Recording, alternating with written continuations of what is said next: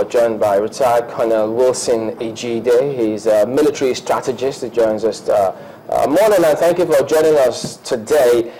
First and foremost, we have many who will wonder, how is this directive going to be actualized? Because it's a different kind of warfare. I mean, we've had military strategists talk about it's not the conventional warfare. So how do you think that this will be achieved in 3 months?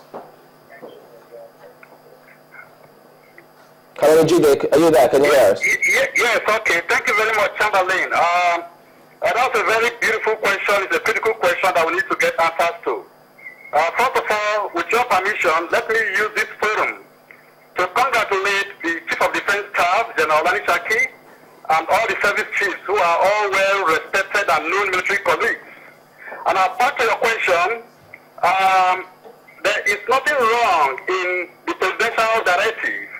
That is what you call, indeed, an end state, a strategic end state in a situation of this nature, especially in a situation of war or armed conflict. It is left, after the president has given his end state, it is left for the Chief of Defense Staff, working with his combined planning staff, to now critically look at the challenges and see how they can achieve the strategic end state. That is conventional. That is the way it should be.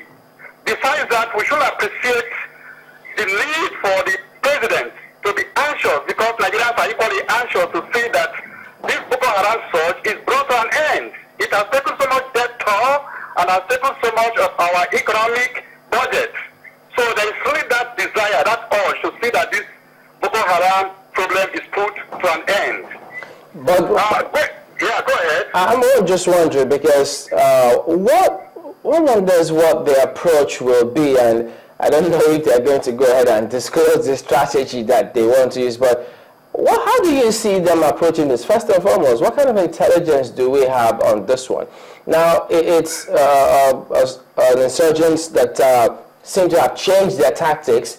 I mean, we heard the Chadian president telling us that, I mean, it was all over the papers the other day, how Boko Haram's leader, yes, may have died, and they have a new one who perhaps, some say he's a Chadian, and I'm not sure we had this information before now. So have we completely eliminated all the external forces that may be interfering with us going and taking them on headlong?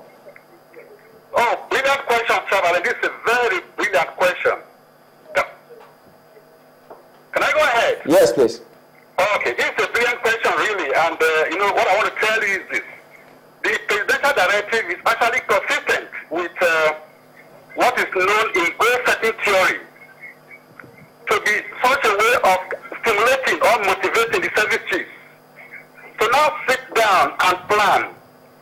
Now, usually it is good to set a target, to set a goal for every directive that you are giving.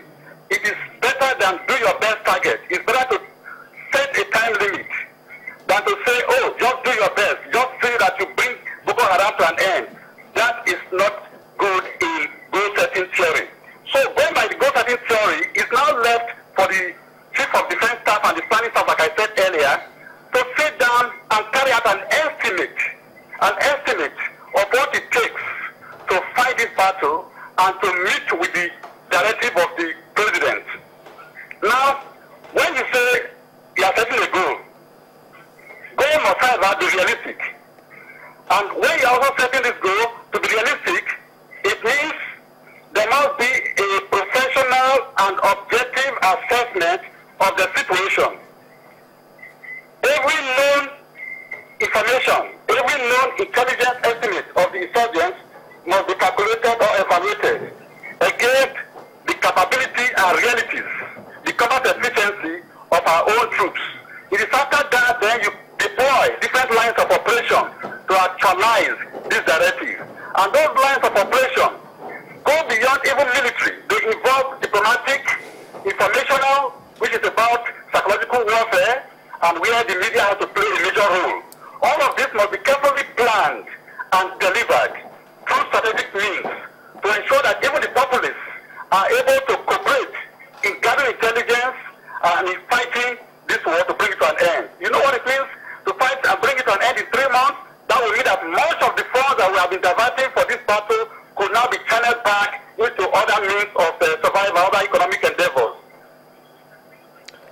you think they have the ammunition to prosecute this directive? Beautiful question again, Chamberlain. You see, when I hear about having to go and procure arms, when I hear of the former Chief of Defense Staff saying that we don't have the arms or whatever it takes to fight this battle, I wonder where we are getting these ideas from. When you are fighting insurgency, it is not a conventional warfare. You need more than arms. You need the doggedness of the troops. You need the cooperation of the population. You need the diplomatic channel, what we call collaboration with the adjoining, not just even the adjoining states, but also the international community. Because as you know, insurgency, especially like the Boko Haram type, is transnational. So you need all of these endeavors, all of this cooperation to put in place. It's not just about weapon alone. It's about the will to fight. What we are having in our hands is an insurgency whereby the fighters are stimulated. Their incentive is to die, to fight to die. That is not the training of conventional forces. Their training is not to fight to die. Their training is to fight to defeat the enemy, to kill the enemy and be the one to survive. So there are two conflicting approaches. Where the conventional troops fight to defeat the enemy and in the process try to ensure that they do all they can in their training to avoid big casualties or reduce casualties to the barest minimum, the soldiers are prepared to give in and call that victory. So that is the kind of challenge we have.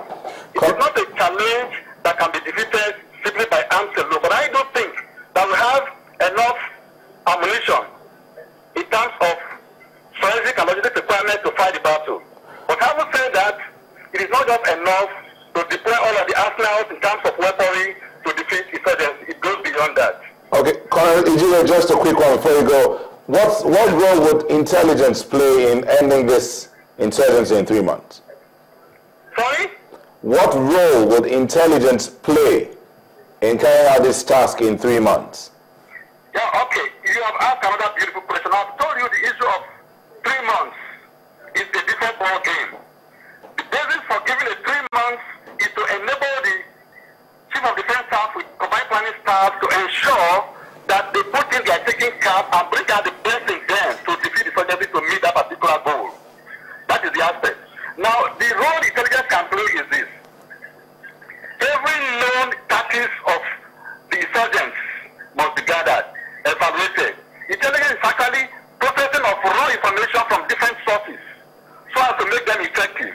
It is when you get that information, for instance, if you are aware that insurgents are concentrating in a particular place, which is what intelligence can give you, then of course, if you have the means of delivery, you go in there and deliver the required target, the required weaponry to ensure success. So intelligence plays a critical role. If you don't have intelligence to know where the enemies are, where the insurgents are, where their hiding places are, where their logistic bases are, where their lines of supplies are, then of course it will be difficult for you to detonate them or destroy their logistic support, what they call their center of gravity. Because you need that center of gravity, their planning style, their headquarters, their lines of communication, all of that, you need to have information about them so that you can destroy or degrade them to the barest minimum and make sure that they don't have the morale and the capacity to deliver this kind of wicked attack they have been carrying out over the past years. Well, we've been told that insurgents are intelligent people and they also listen to things like this. Some of our viewers are asking if this deadline or ultimatum should have been made public. There's nothing wrong in making it public, I must tell you. There's nothing wrong in making it public. Even if you put pressure on them, when you make it public, it also puts pressure on the insurgents. And in putting pressure on the insurgents, they want to move from A to B, from a location A to B.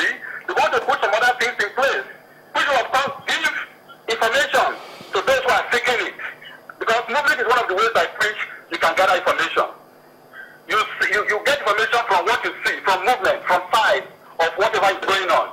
So when you make insurgents become anxious and begin to make mistakes and begin to move from point A to point B, then of course people begin to get information, send information to the output quarters, get them analyzed, and then of course they can be turned to intelligence, which can be used to deliver operations. All right, thank you very much. You did that, Colonel Ijile, for your thoughts there. Thank you very much for having me.